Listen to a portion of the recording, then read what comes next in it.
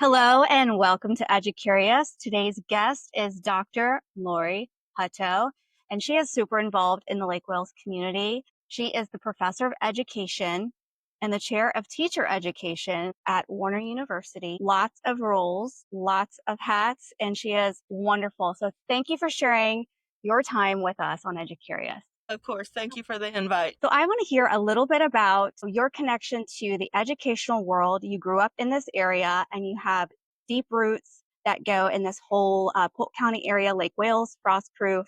Tell us a little bit about growing up here. Yeah, growing up here, I feel like I had some of the best educators possible, and they're the ones, just the memories of their impact on me and just their caring and their compassion as I'm preparing future teachers here. That's the model that I kind of follow. I actually started school in Frostproof at Frostproof Elementary, and one of the most impactful teachers there to me was my third grade teacher who, that was the year that I lost my dad, and just the compassion that she showed, not just to me, but my younger brother, and even the support she provided to my mom. She's just heavily in my heart.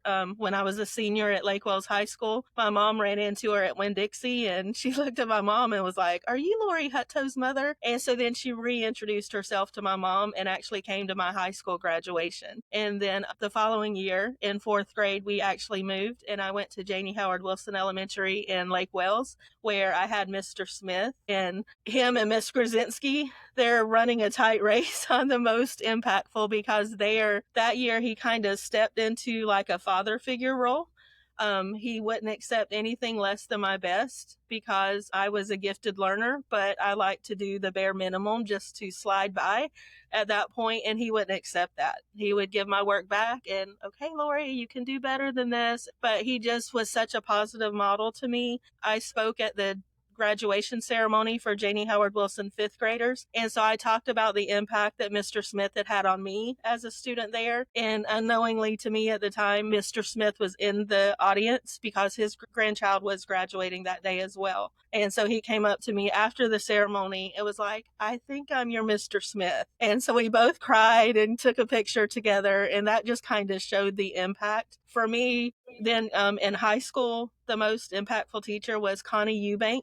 She was the sponsor of the Distributive Education Clubs of America. I was very shy at that point, and she pushed me into public speaking. And the first speech I gave was actually to Lake Wales Rotary. And when I said good morning and one of the Rotarians responded good morning back, I actually cried. But through Miss Eubank's support, I actually went to a national competition my junior and senior years of high school. And when I started my teaching career, I thought I wanted kindergarten, but God called me to Frostproof Middle Senior to teach middle schoolers who had disabilities the subject of reading. And at the time I started at Frostproof, there were multiple teachers that were over 25 to 30 years of experience and just coaching legacies there. Ferris Brannon, who Frostproof Stadium is named after, George Jackson, Coach Brannon's wife, Betty, Claire Bush, who was a principal for like 40 years. And just those early years of teaching, I was exposed to some of the most phenomenal educators around. So just growing up here, starting my teaching career here, and then now I'm back at Warner preparing future teachers in the program that prepared me. So being the Frostproof Lake Wales girl, it's formed me into the educator that I am today. You've actually been in the trenches. You've taught, you have lived that teacher experience, which is so important when we're making decisions for educators. If you haven't been in it, it's really hard to put policies and procedures in place or prepare teachers for what they're going to see when they get in a classroom. So tell me a little bit about the connection between what you feel like educators need from the community and from the local universities to help them do their very best. I think just open communication, just people understanding, the roles of teachers. One of the things we talk about at Fact Day, which is the Florida Association of Colleges of Teacher Ed, is inviting legislators not just into the K-12 classrooms, but into the university classrooms as well, just to see kind of what goes on there. Because we all want the same thing. We want our students in Florida to have the best educators possible, but it's like we operate in silos.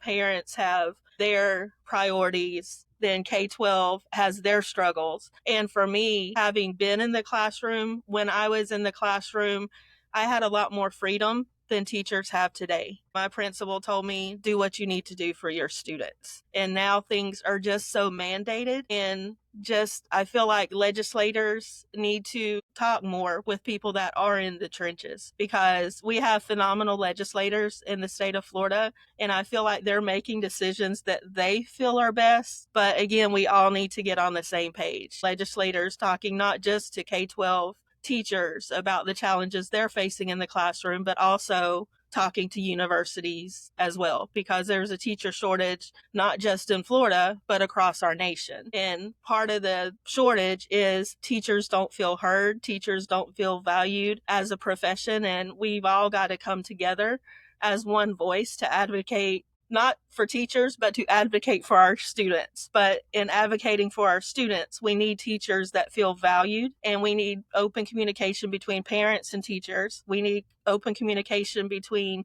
teachers and school administrators and district administrators. And then the district level administrators have their own challenges, and they need more open communication with legislators and others that are making decisions that impact them. Because again, the challenges I had when I started my teaching career nowhere come close to the challenges teachers today are facing. So through my work with the Lake Wales Charter School Board and FACT-A, that's something that I'm trying to work on, is bringing the different voices together. So tell me a little bit more about Warner University. It has experienced tremendous growth in the last decade. I want to hear how your university is preparing future educators and how you play such a vital role in that. Warner has been around since 1968. We currently voted in our fourth president. Dr. Sutton is very committed to high quality education with the Christian worldview. I graduated from Warner's program in 2000,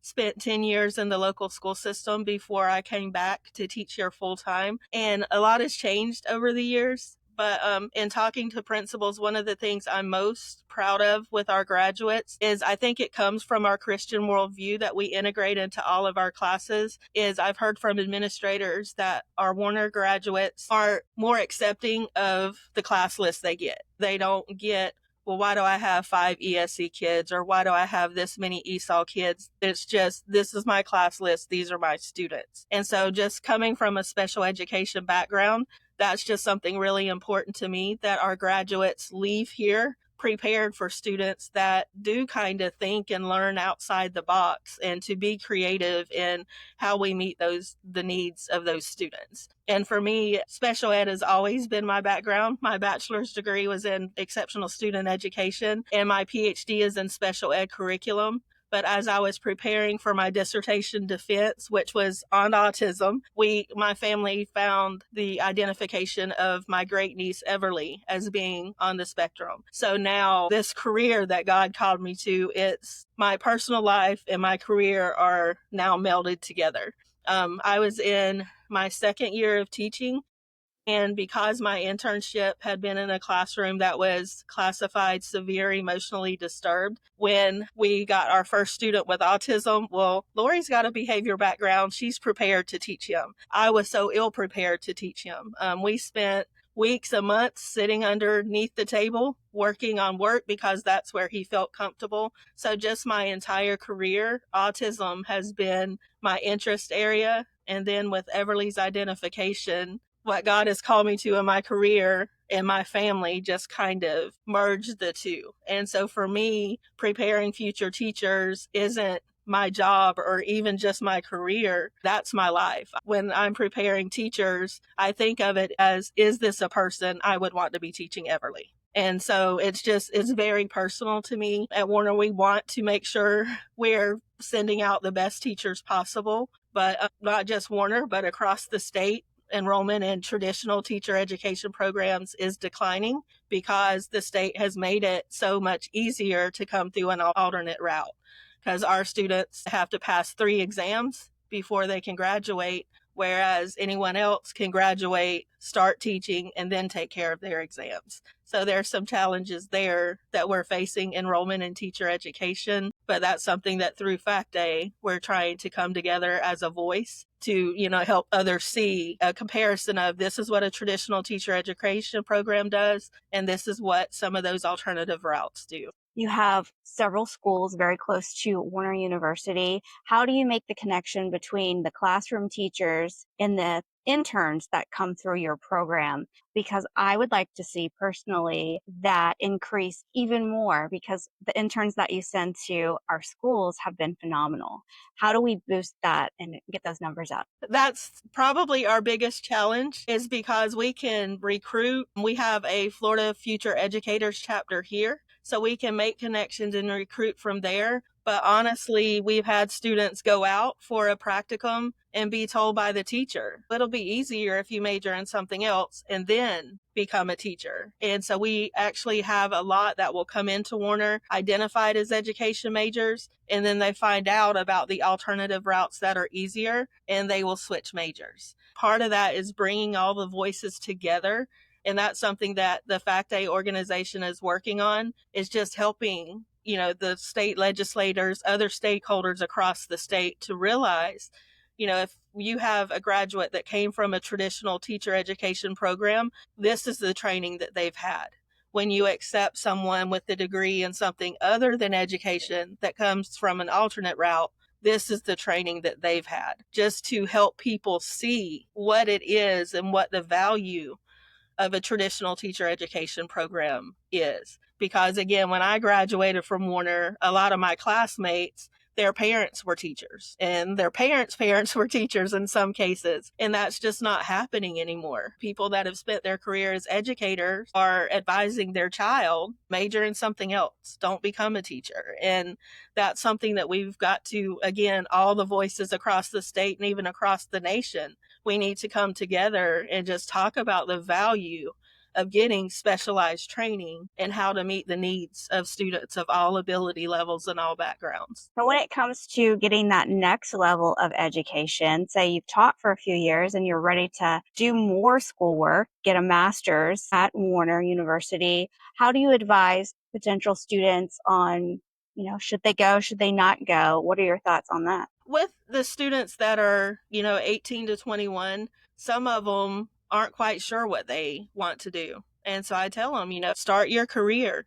Because for me, I was dead set. I'm going to be a kindergarten teacher and I'm going to spend my entire career in a kindergarten classroom. And God had different plans and sent me to teach middle school for 10 years and then called me from there to teach at the university level. So I just tell students to keep their options open. Here at Warner, we offer a minor in special education. And so some of our students that have come in, kind of like me, I want to teach kindergarten, first grade, and then they've had some room for electives. I recommend an ESC course and they take it. I want to work with students that struggle, or they get in a practicum with, a teacher like Lonnie Murphy at Polk Avenue, who was phenomenal with her kindergartners. I want a classroom like Miss Murphy has. Just as our students are coming through, we have conversations with them.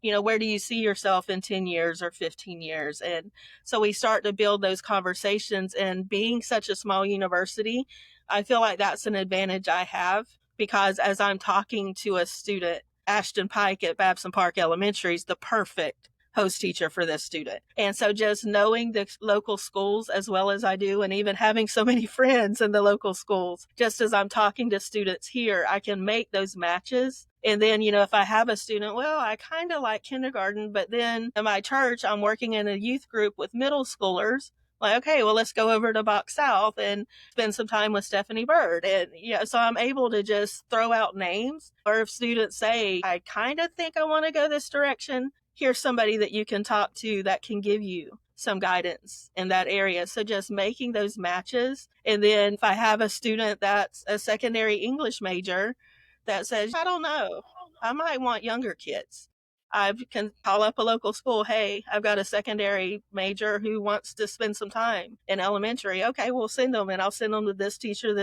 this teacher, just to get some experience. So just the relationships we have helps us to guide students.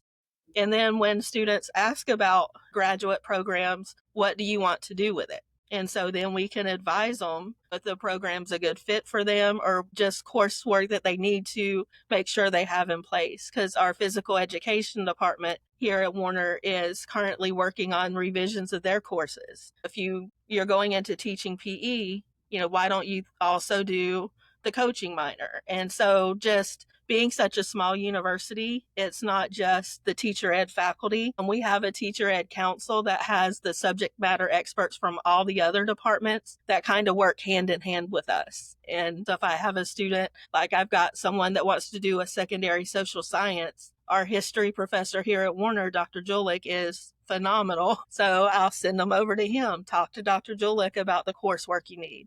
If you want to do a master's program, talk to this professor who has a master's in that area, and then they can provide guidance as well. So that's another value of being at such a small university is I have a wider team than just those members of my department. What other attributes of a smaller university do you like to let potential students know about? Because that communication, that face to face personal touch is huge rather than going to a state school. But I want to hear some of your favorite parts about working at your university and the size of it.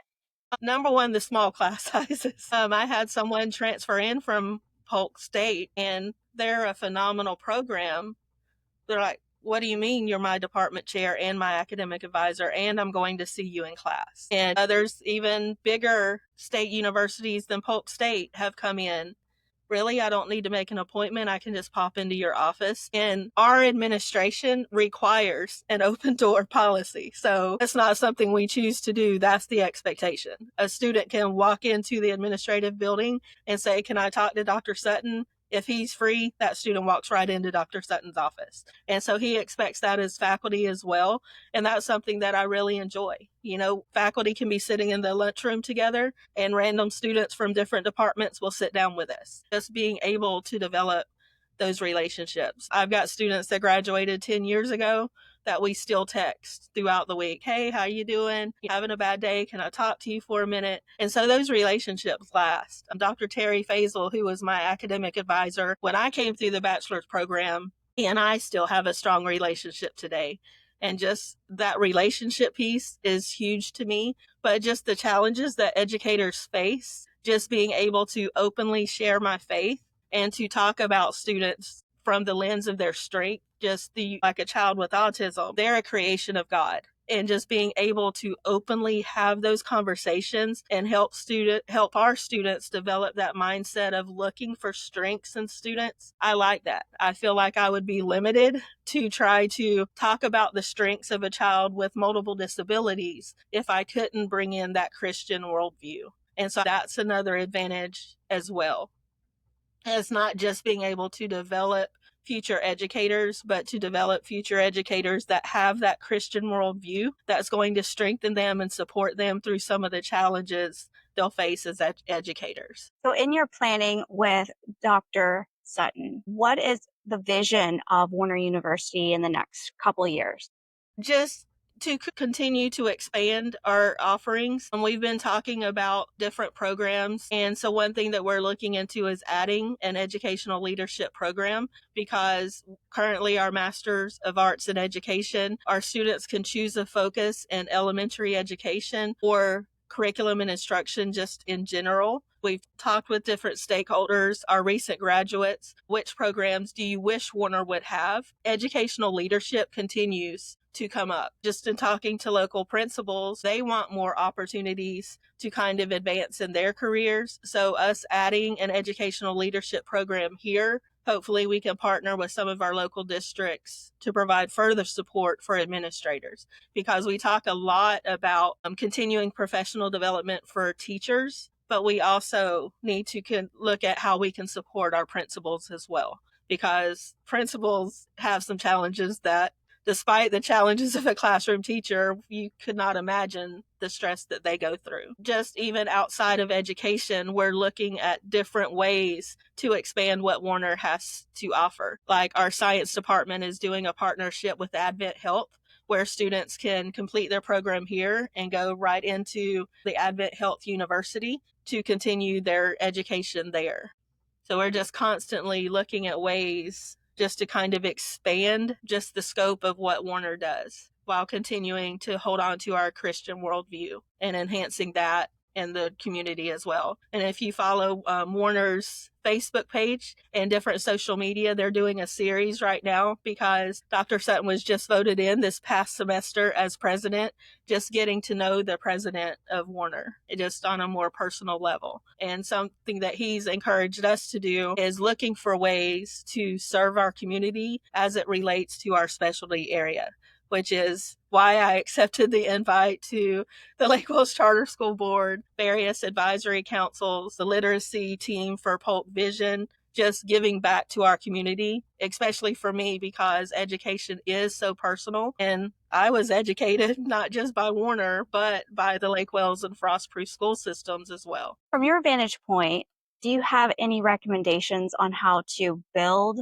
career pathways for our teachers who do want to take on leadership roles? You've been able to obtain more education and move up the ladder, but what do you recommend that teachers consider, schools consider to make sure that they are building a sustainable future of growth and development?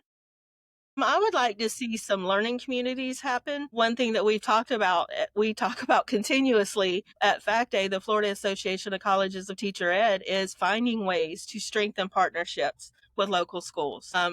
Because I keep my teaching certificate active. And one thing the state with the new legislation is my college teaching covers my elementary ed and my exceptional student education certification, but it doesn't cover my reading. So I had to take a fast track course through Florida Southern. And so that's something that I would like to look at doing here, even partnering with Lake Wells Charter or, even individual local schools. What's the need that your school has? Because if you look at Janie Howard Wilson versus Del R. Fair Babson Park, what Babson Park needs their teachers to focus on may be different than Janie Howard, and maybe even doing site-based workshops for individual schools. I would just like to see not just Lake Wells Charter or Frostproof schools, but all schools across the state just finding ways to partner with the local universities on just continuous development for teachers. Because even our host district, Polk County, being such a large district, it's hard for them to meet the needs of all their teachers across the county. Whereas if there were more partnerships with universities, then sometimes we could pick up some of that burden. So I would just like to see those increased partnerships between schools and universities. Over your career in education, what do you feel like has been some of your biggest challenges that you have overcome? I would say time management, but when you care too much, you don't know when to stop. And so for me, that's been my biggest challenge. And some of my colleagues here at Warner, they're like, Lori, when are you going to stop? You can't add anything else. But it's hard to say no when you're so personally invested in something, and educators across the state feel that. Just time in meeting the needs of the students before you, whether you're in the K-12 classroom or the university classroom, just making sure that you have time to give each student what they need while also for yourself managing the stress that goes along with it. And maybe that going back to having learning communities, having more opportunities for teachers just to get together and just talk about the challenges and talk about the stress, and just exercising together, doing a Bible study together, just finding ways to support each other.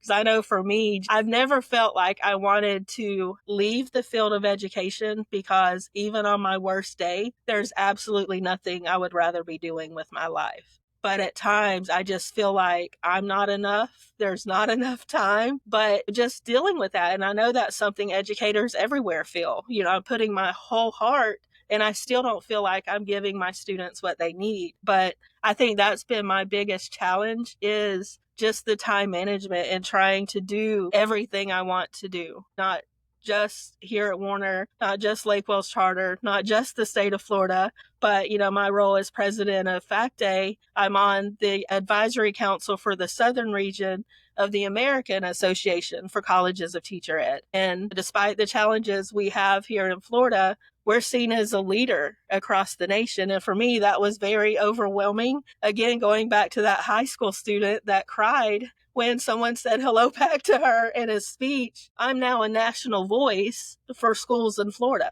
And that's a lot of pressure that I put on myself. I absolutely love the role, but sometimes I'm like, God, what are you thinking? I'm not prepared to do this. But just being able to be that voice nationwide, it's very humbling to me, but I'm adding more stress on myself. So that's the challenge I'm currently working on.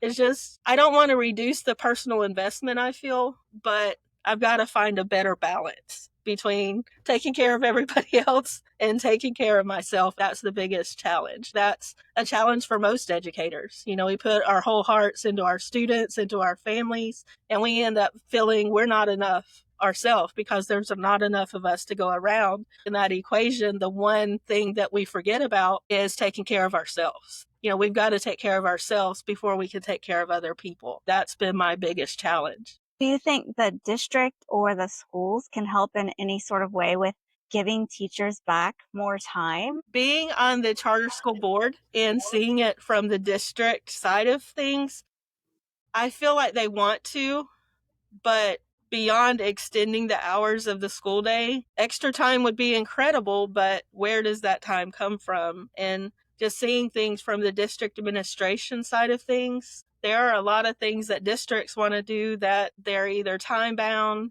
financially, just the lack of resources. So I do feel like schools or school leadership want to, and some schools have really stepped outside of the box and planned really creatively on ways that they can do that. One of our partners here, Woodlawn Elementary in Sebring, their principal, Jerry Lee Wright, is a graduate of Warner's undergrad and master's program. And I think he's done a really good job of that. They do a lot of classroom conversions. And I'm like, where does all this energy come from? But they've become creative in how teachers are given time to plan together. You know, he's just one example of a school leader that's kind of stepped out of the box on how they can do that. Resources are limited across the state and across the country. And we've just again, bringing all those voices together. What's a creative way that we could do this? As a university faculty member, I wouldn't mind going and taking a couple of my students, do an activity with third graders so the third grade team can have some time together. And so again, just bringing those voices together, how can we all work together? Because if I'm taking a group of students out and we're at Hillcrest Elementary working with their third grade students while the teachers are doing something else, my students are getting that extra experience. It's a win-win, but we've just got to bring more voices together to see how we can do that. Since you've been on the district side, you're a board member, what are some things that you would like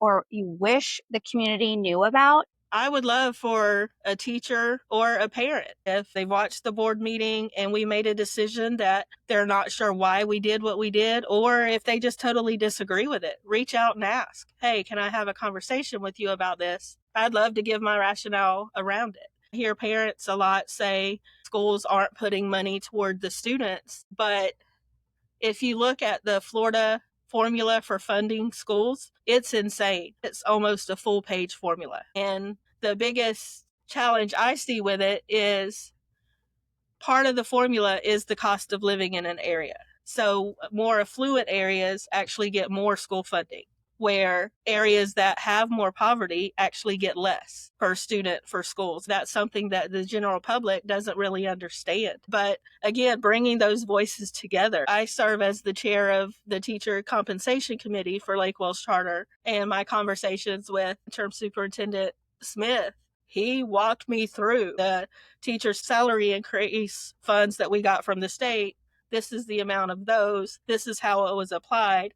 This is how much that came from our general fund. And just taking the time, we're always going to have decisions where some will agree, some disagree. Typically, I hear a lot of agrees, but I would love to hear more. Even teachers that have concerns, why couldn't we get more of a raise? That kind of thing. I would love to have more of those open conversations. Again, going back to what I was saying about all the voices coming together, because I've heard from teachers, our host district just gave their teachers a raise. Why couldn't Lake Wells Charter do more? But our host district and other districts are cutting positions and cutting programs in order to fund that raise. And so there's a lot more than this district gave this raise, this district gave this one. Why are they so different?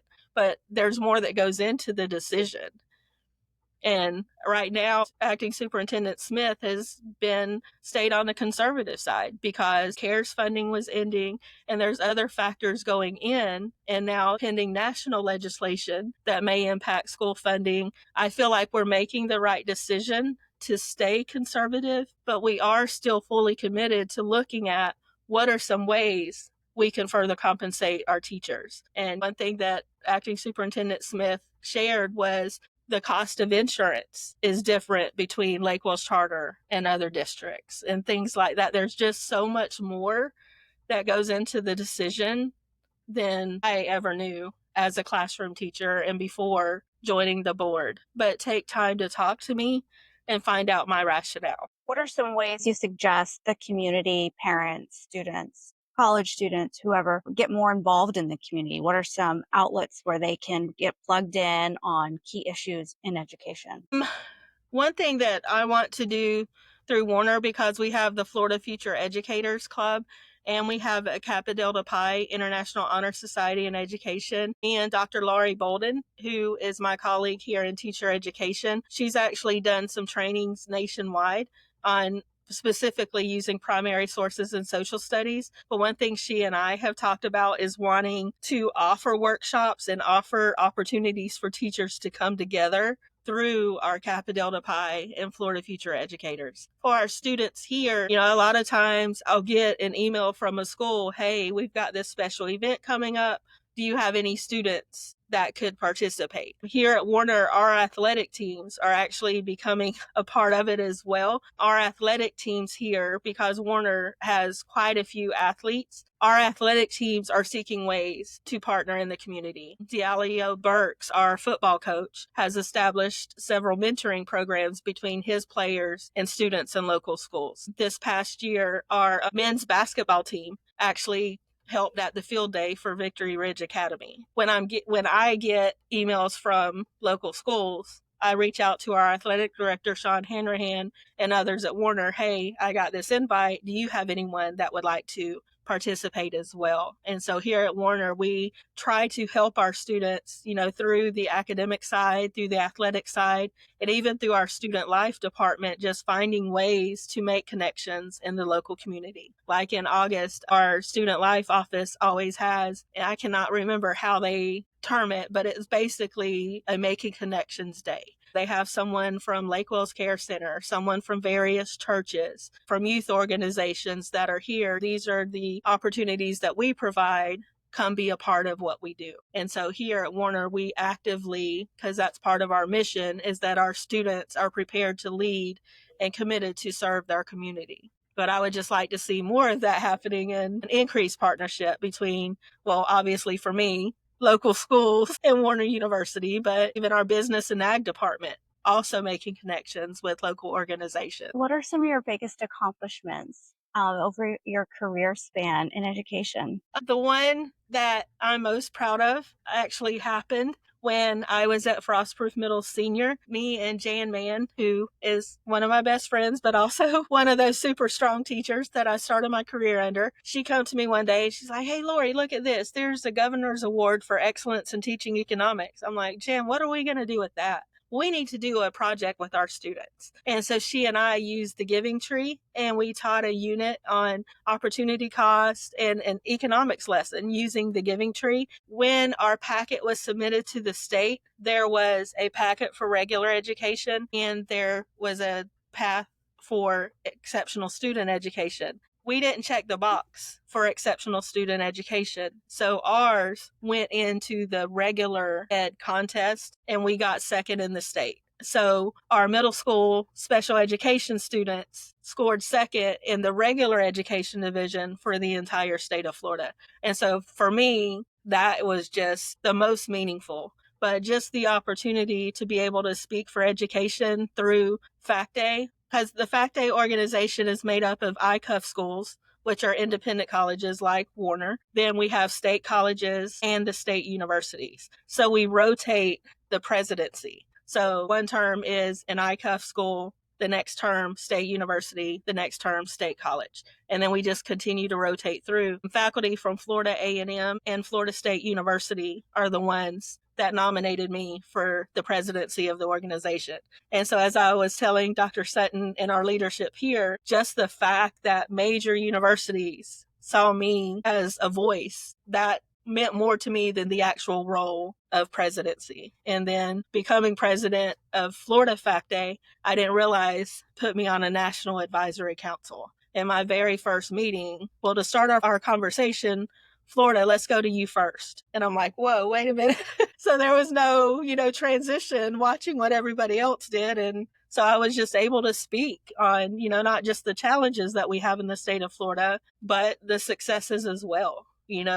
I can pick up the phone and call the Florida DOE and they answer right away. Other states, their organization doesn't have open communication with their state department of ed. Just for me, again, major universities like Florida A&M and Florida State recognizing my work, that meant more to me than the actual appointment did. That's a huge honor. I was blown away when I saw that was part of something that you're involved in. One, it takes a lot of time, but two, it is an outstanding accomplishment. You said something earlier about your dissertation is in curriculum for special education. Do you have any thoughts on why it is important for schools to use vetted and approved curriculum rather than off the cuff, teacher made test or supplemental material? Going back to my niece, Everly, she started at Victory Ridge Academy in their pre-K program. She did not use language to communicate until she was 5. And that was after 3 years there.